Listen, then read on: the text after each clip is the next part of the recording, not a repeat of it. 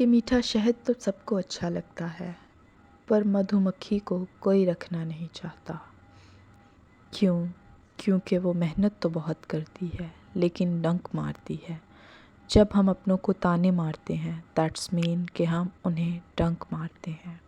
ہو سکتا ہے کہ آپ کے کام شہد جیسے ہوں، بٹ اگر آپ کی عادت ڈنک مارنے کی ہے تو آپ کے اپنے بھی آپ سے دور ہو جائیں گے۔ ہمارا بیہیویئر بھی اپنوں کے ساتھ اتنا غلط ہوتا ہے، غلط الفاظوں کے ساتھ اپنوں سے برتاؤ بھی ہمیں اپنوں سے الگ کر دیتا ہے۔